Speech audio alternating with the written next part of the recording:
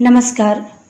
स्वागत है आपका मेरे चैनल साहित्यकारों की कहानी मेरी ज़ुबानी में। इस कार्यक्रम के माध्यम से मैं विभिन्न साहित्यकारों की कहानियाँ आपको अपने ज़ुबानी सुनाने का प्रयास करती हूँ।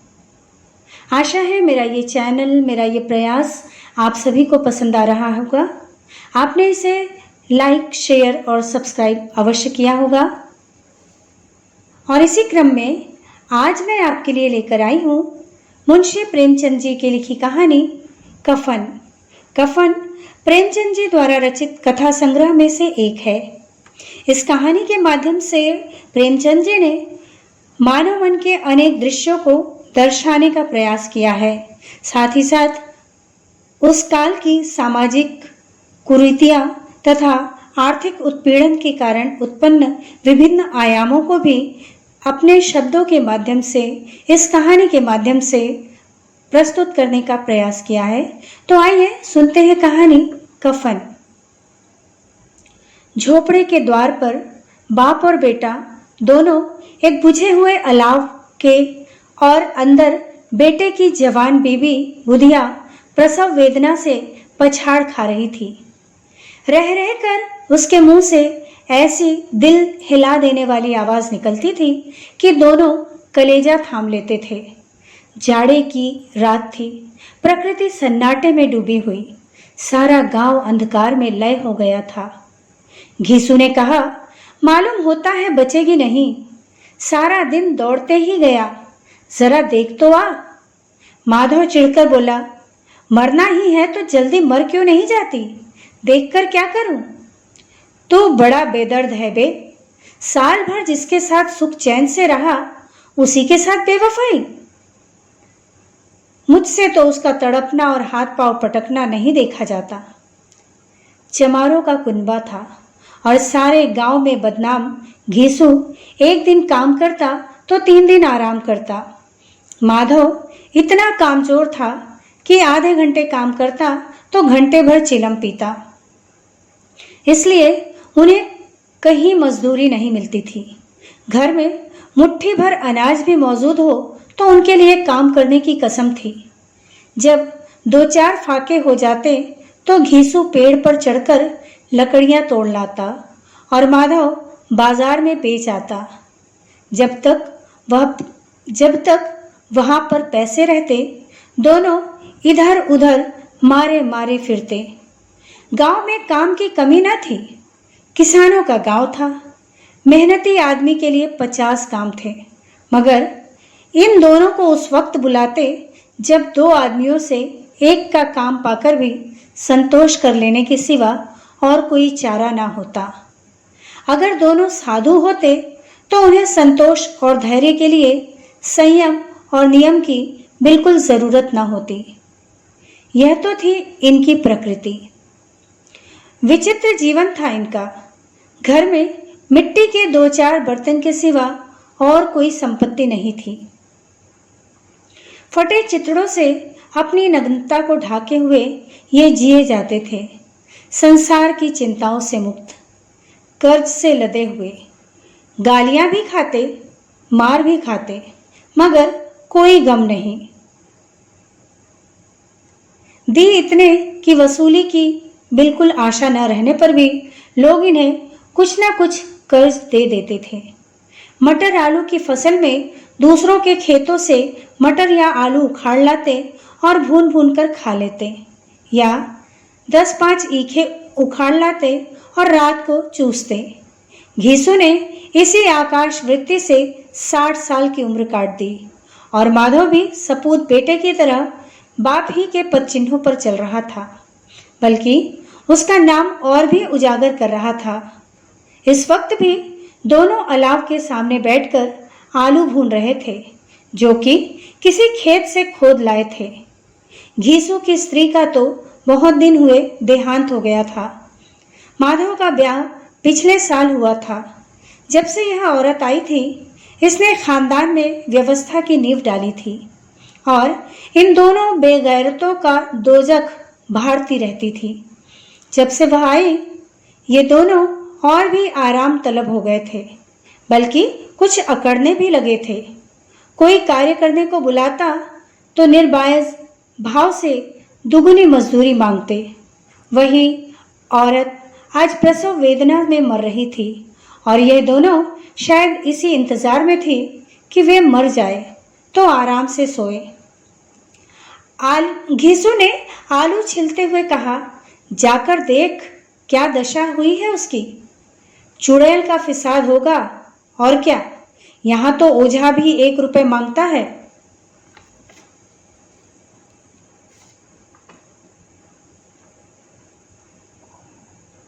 माधव तो भयभीत था कि वो कोठरी में गया तो घीसू आलू का एक बड़ा भाग साफ कर देगा।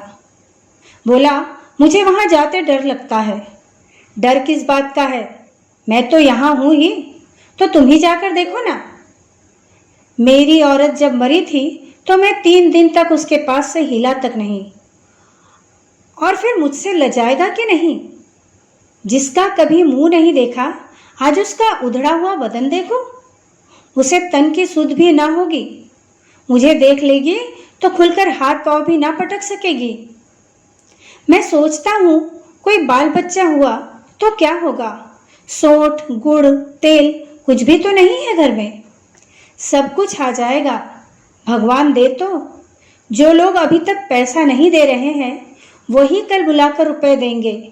मेरे 9 लड़के हुए, घर में कभी कुछ न था।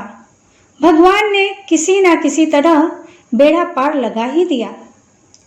जिस समाज में रात दिन मेहनत करने वालों की हालत उनकी हालत से कुछ अच्छी ना थी, और किसानों के मुकाबले वो लोग जो किसानों की दुर्बलताओं से लाभ उठाना जानते थे कहीं ज्यादा संपन्न थे, वहां इस तरह की मनोवृत्ति का पैदा हो जाना कोई अचरज की बात न थी। हम तो कहेंगे घीसू किसानों से कहीं ज्यादा विचारवान था और किसानों के विचार शून्य समूह में शामिल होने के बदले बैठक बाजों की कुत्सित मंडली में जा मिलता था। हाँ, उसमें यह शक्ति ना थी कि बैठक बाजों के नियम और नीति का पालन करता।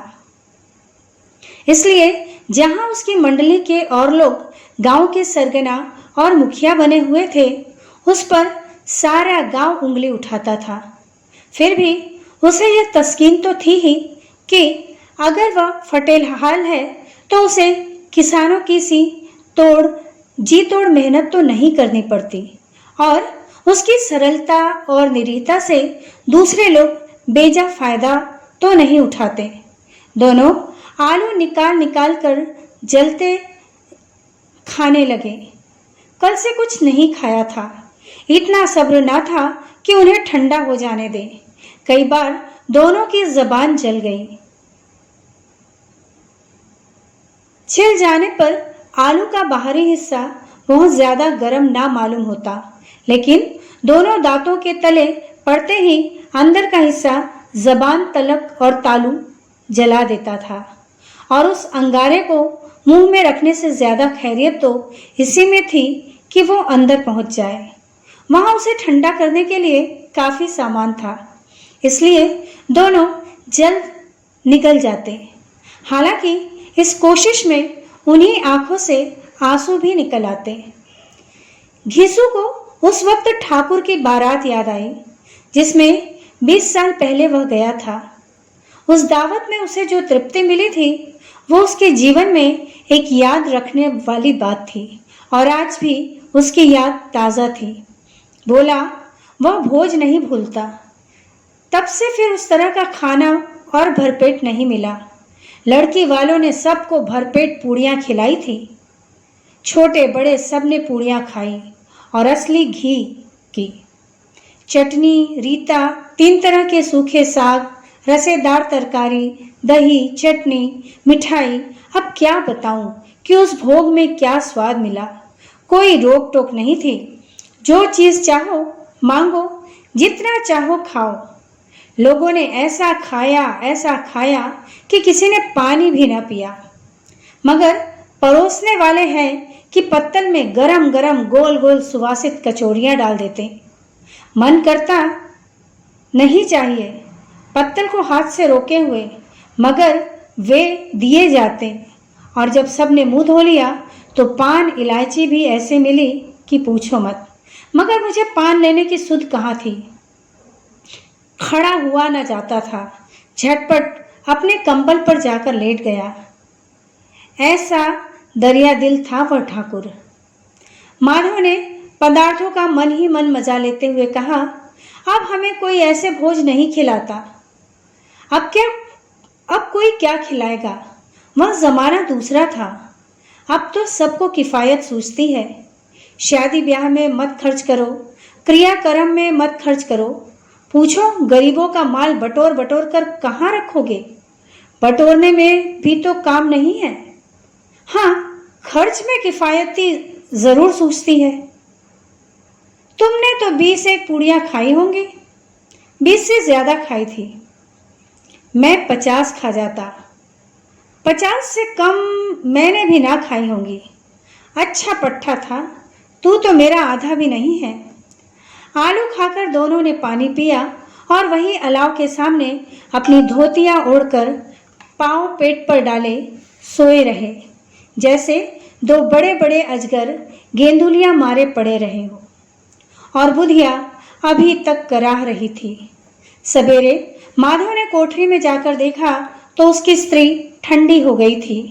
उसके मुंह पर मक्खियां भिनक रही थी। पथराई हुई आंखें ऊपर टंगी हुई थी। साड़ी देह धूल से लथपथ हो रही थी। उसके पेट में ही बच्चा मर गया था। माधव भागा हुआ घीसू के पास आया।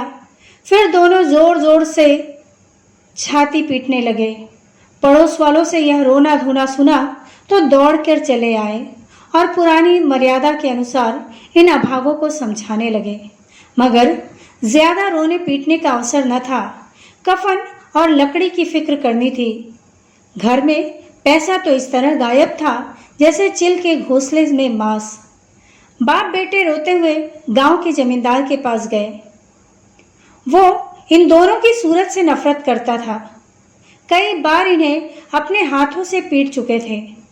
चोरी करने के लिए, बाड़े पर काम पर न आने के लिए। पूछा, क्या है बे घिसवा, रोता क्यों है? अब तो तू कहीं दिखलाई भी नहीं देता। मालूम होता है इस गांव में नहीं रहता। घिसू ने जमीन पर सिर रखकर आंखों में आंसू भरे हुए कहा, सरकार, बड़ी विपत्ति में हूं।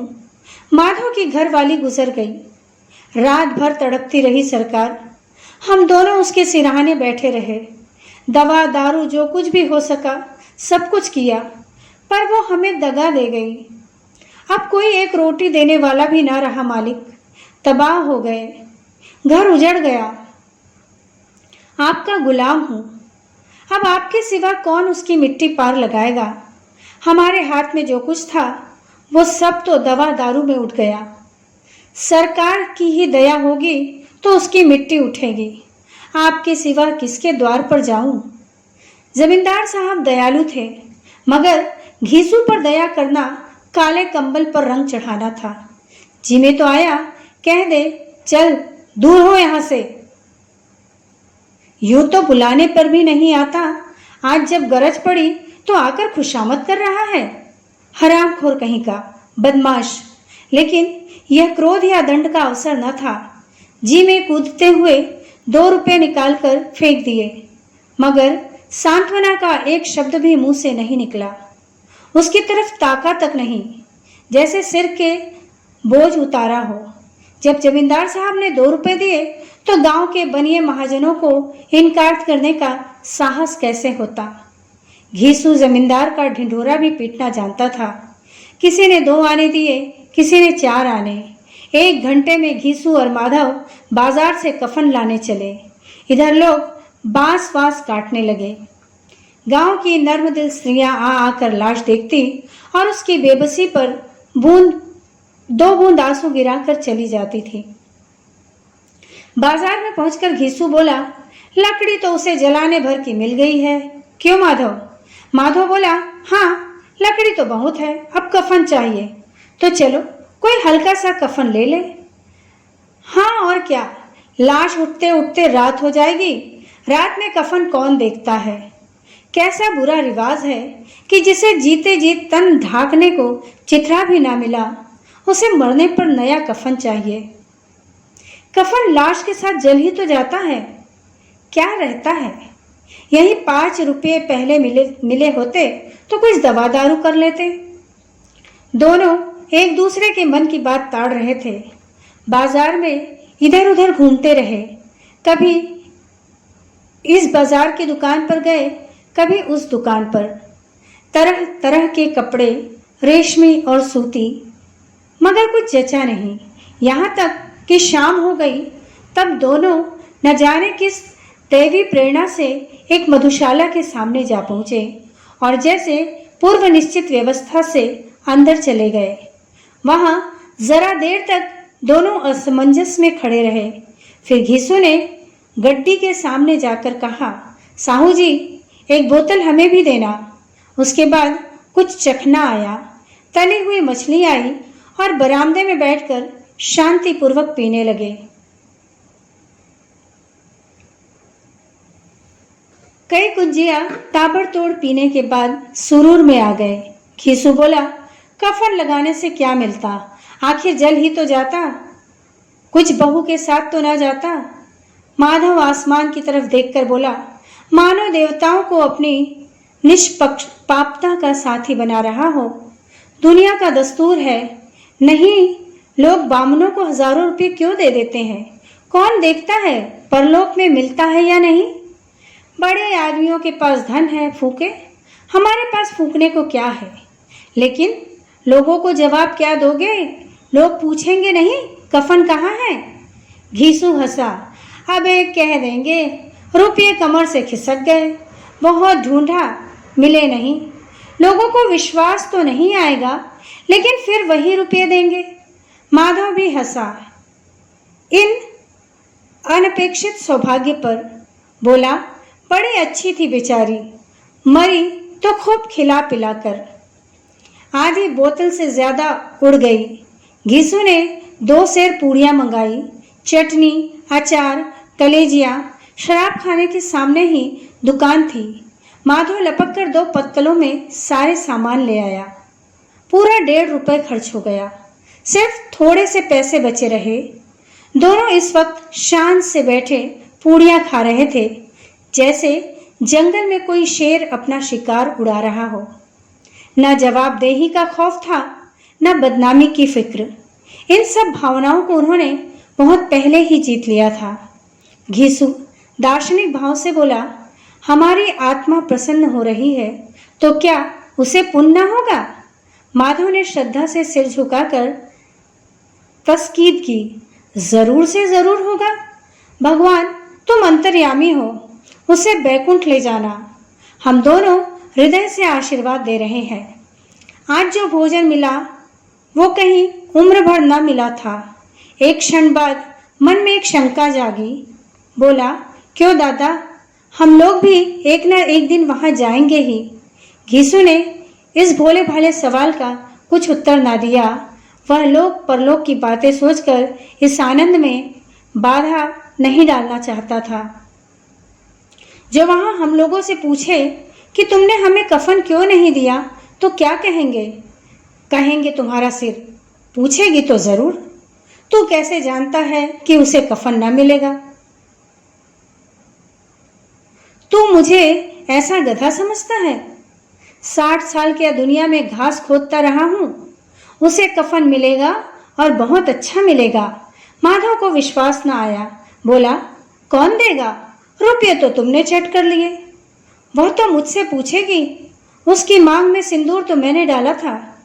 घीसू गर्म होकर बोला, मैं कहता हूं उसे कफन मिलेगा, तुम मानता क्यों नहीं? कौन देगा बताते क्यों नहीं? वही लोग देंगे जिन्होंने अब की दिया है। हाँ, आपके रुपए हमारे हाथ ना आएंगे।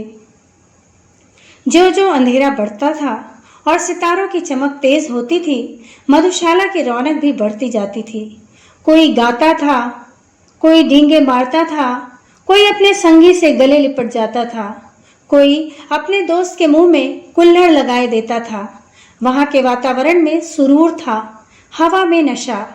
कितने तो यहाँ आकर एक चुल्लू में मस्त हो जाते थे। शराब से ज्यादा यहाँ की हवा उन पर नशा करती थी। जीवन की बाधाएं यहाँ खींच लाती थी और कुछ देर के लिए यह भूल जाते थे कि वे जीते जी मरते हैं या न जीते हैं न मरते हैं। और ये दोनों बाप बेटे अब भी मजे से चुस्कियां ले रहे थे। सबकी निगाहें इनकी ओर जमी हुई थी। दोनों कितने भाग्य के बली है। पूरी बोतल बीच में है। भरपेट खाकर माधव ने बची हुई पूड़ियों का पत्तल उठाकर एक भिखारी को दे दिया, जो खड़ा इनकी ओर भूखी आंखों से देख रहा था और देने के गौरव, आनंद और उल्लास का अपने जीवन में पहली बार अनुभव किया। घीसू ने कहा, ले जा, खूब खा और आशीर्वाद दे। बेबी की कमाई है, वह तो मर गई, मगर तेरा आशीर्वाद उसे जरूर पहुंचेगा। रोए रोए से आशीर्वाद दो, बड़ी गाढ़ी कमाई के पैसे हैं। माधव ने फिर आसमान की तरफ देखकर कहा, वह बैकुंठ में जाएगी दद्दा, बैकुंठ की रानी बनेगी। घीसू खड़ा हो गया और उल्लास की लहरों में तैरता हुआ बोला, हाँ बेटा, बैकुंठ में जाएगी। किसी को सताया नहीं, किसी को दबाया नहीं, मरते मरते हमारी जिंदगी की सबसे बड़ी लालसा पूरी कर गई। वह नहीं बैकुंठ में जाएगी तो क्या मोटे मोटे लोग जाएंगे, जो गरीबों को दोनों हाथों से लूटते हैं और अपने पाप को धोने के लिए गंगा में नहाते हैं और मंदिरों में जल चढ़ाते हैं। श्रद्धालुता का यह रंग तुरंत ही बदल गया। अस्थिरता नशे की खासियत है। दुख और निराशा का दौरा हुआ। माधव बोला, मगर दद्दा, बेचारी ने जिंदगी में बड़ा दुख भोगा, कितना दुख झेलकर मरी। वह आंखों पर हाथ रखकर रोने लगा, चीखे मार मार कर। घीसू ने समझाया, रोता क्यों है बेटा, खुश हो कि वह माया जाल से मुक्त हो गई, जंजाल से छूट गई। बड़ी भाग्यवान थी, इतनी जल्दी मोह माया के बंधन तोड़ दिए। और दोनों खड़े होकर गाने लगे, ठगिनी क्यों नैना झमकावे ठगिनी। पियक्कड़ों की आंखें इनकी ओर लगी हुई थी और वे दोनों अपने दिल में मस्त गाए जाते थे। फिर दोनों नाचने लगे, उछलने लगे, फिर गिरे भी, मटके भी, भाव भी बनाए, अभिनव भी किया और आखिर नशे में मस्त होकर वहीं गिर पड़े। तो ये थी प्रेमचंद जी की लिखी कहानी कफन। आशा है मेरा ये प्रयास आपको पसंद आएगा। आप इसे लाइक, शेयर और सब्सक्राइब अवश्य करेंगे। यदि आप किसी अन्य साहित्यकार की कहानी या कोई कविता सुनना चाहते हैं तो कृपया सूचित अवश्य करें। धन्यवाद।